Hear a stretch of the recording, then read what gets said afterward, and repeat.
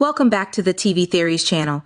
Today, we're diving deep into the mysteries of From with a special rewatch challenge. The producers have hinted that the answers to the show's biggest questions are hidden in plain sight, all the way back in Season 1, Episode 1. Do you think you've got what it takes to uncover the truth?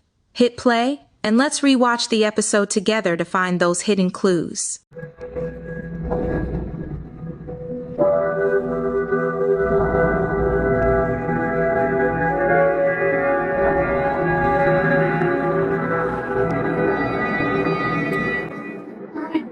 You're gonna be okay. The secret fairies are on their way back from the Lake of Tears. They're gonna fix you. No. The monster's claws went too deep. Tell my friends I'll miss them. Tell my parents I said goodbye. Norman? Norman! Norman! No, please! You're my best friend! Please, please, Norman, no! The fairies are coming from the Lake of Tears, right? They're gonna make him better. Sorry, buddy. Norman's dead. When you're dead, you're gone. Bring him back. You have to bring him back. Yeah, sometimes life is hard, kid. Mom, Julie killed Norman. Julie? What? I'm telling him a story. Mom, Julie killed Norman. What are you doing?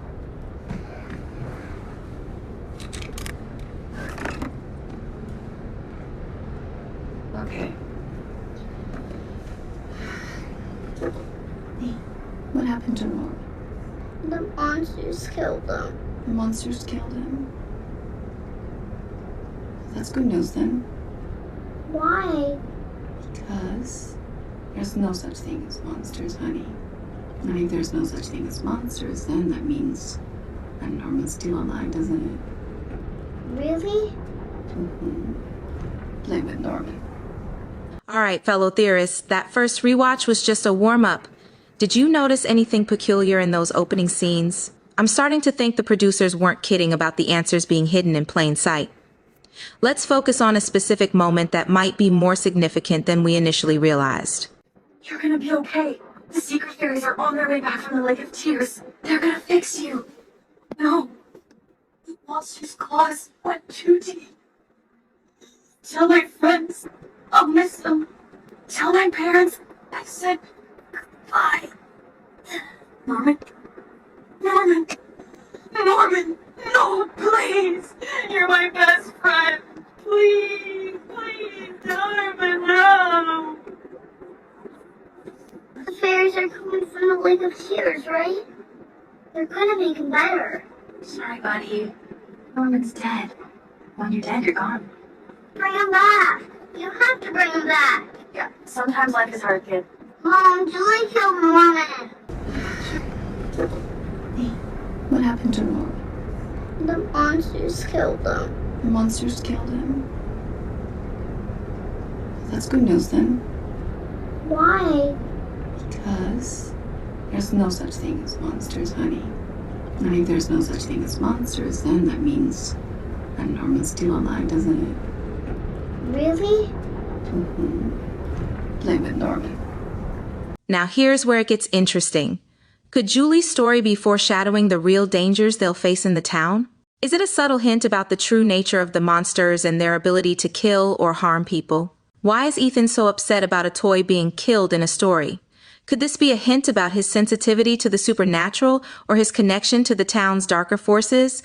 Is Tabitha truly dismissive of the idea of monsters, or is she trying to protect Ethan from the truth? Could her denial be a form of foreshadowing for her own struggles with the town's mysteries? Rewatch this scene carefully and pay close attention to the dialogue, the characters' reactions, and any underlying tension. Then, let's discuss your observations in the comments. Remember, all comments will be held for review to prevent spoilers. Let's see if we can crack this code together. Norman, you're gonna be okay. The secret fairies are on their way back from the Lake of Tears. They're gonna fix you. No. The monster's claws went too deep.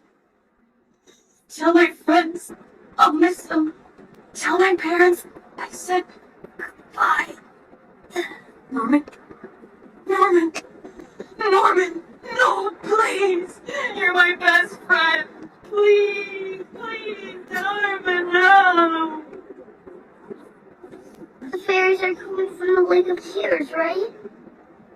make him better. Sorry, buddy. Norman's dead. When you're dead, you're gone. Bring him back. You have to bring him back. Yeah, sometimes life is hard, kid. Mom, Julie killed Norman.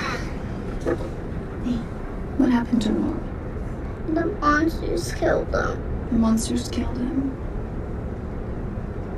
That's good news then. Why? Because there's no such thing as monsters, honey. And if there's no such thing as monsters, then that means that Norman's still alive, doesn't it? Really? Mm-hmm. Play with Norman.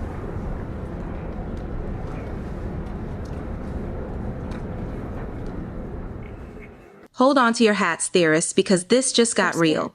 We might have stumbled onto a major piece of the From puzzle. Remember how Julie had that seizure at the ruins? And then she seemingly traveled back in time, saw Martin chained up, and even interacted with the rope that saved Boyd? Well, what if that wasn't just a random vision or hallucination? What if the seizures in From actually mean astral projection? Think about it. Julie collapses shortly after entering to the ruins, a place steeped in mystery and potentially connected to the town's supernatural forces. She sees visions of the dungeon with Martin and the underground caves, places that seem to exist outside of the normal reality of the town. She physically interacts with the rope, which then appears in the past to save Boyd.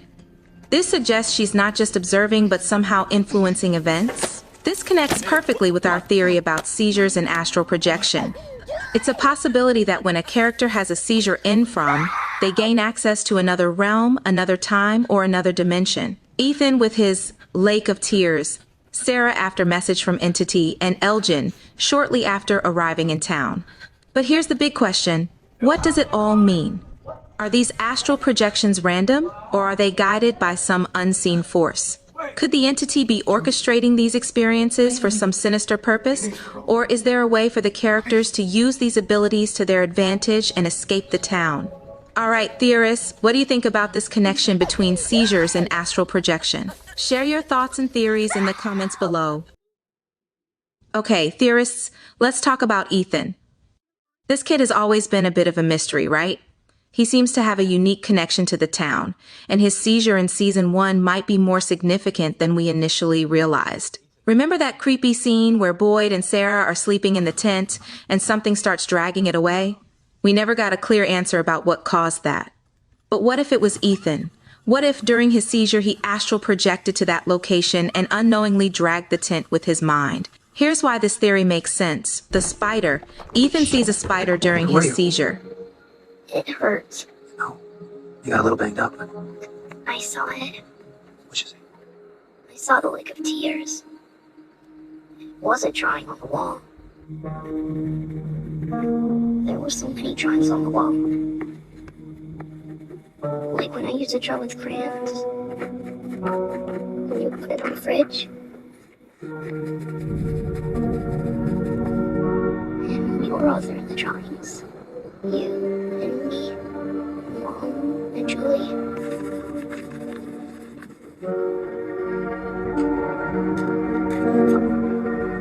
But somebody screamed because the spider came down from the ceiling. Hey, you're gonna be okay. Spiders are associated with webs, and there were webs everywhere outside the tent?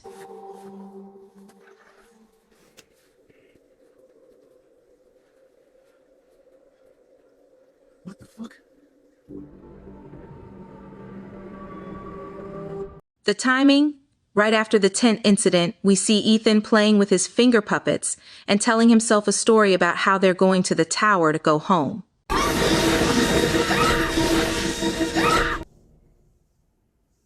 go to the tower. Tower. Hey, I know those guys. Now I'm gonna tell you a story. It's okay. I can tell my own stories now. Well, look at you. You're all grown up now, huh? What's your story about? They're trying to find their way back home.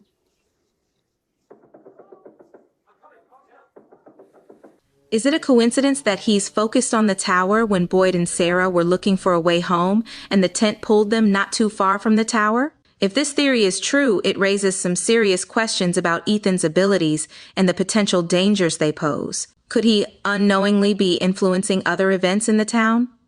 This theory adds a whole new layer of creepiness to Ethan's character and the mysteries of From. What do you think? Could Ethan be responsible for dragging the tent?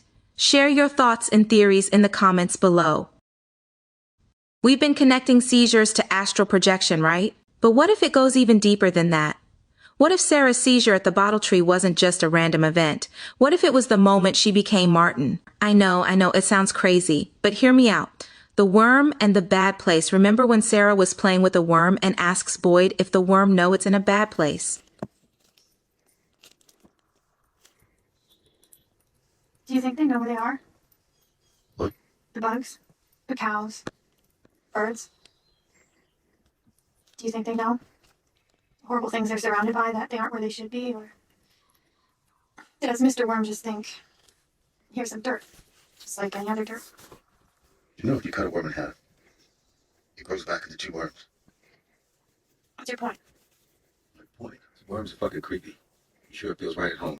He calls worms creepy, and later Martin gives Boyd worms. Pennsylvania connection. Sarah and Nathan are both from Pennsylvania, just like Martin. Could this shared origin be more than just a coincidence? Remember that horrifying scene with Smiley? Boyd gives him the worms, then Smiley dies. Christy opens his corpse, and later, bam, cicadas are flying everywhere. Who's afraid of cicadas? Nathan. Could this be a symbolic link between Sarah, Nathan, the creatures, and even Martin? Martin recognizing Julie. During Julie's astral projection, Martin seems to recognize her and urges her to leave. This is similar to when Sarah helped Ethan and Julie escape the grandmother monster. Could this be a hint that Sarah and Martin share a connection, perhaps through astral projection or even a shared consciousness? It's a wild theory, but so is Julie throwing the rope to Boyd. Julie can't even run straight, and you want me to believe she picked up a heavy rope and just tossed it into the chimney? I think not.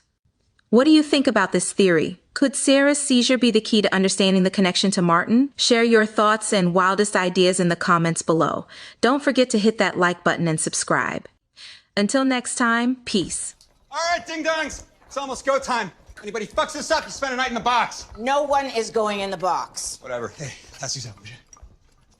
Okay. Anybody wants it? Help yourselves. Woo!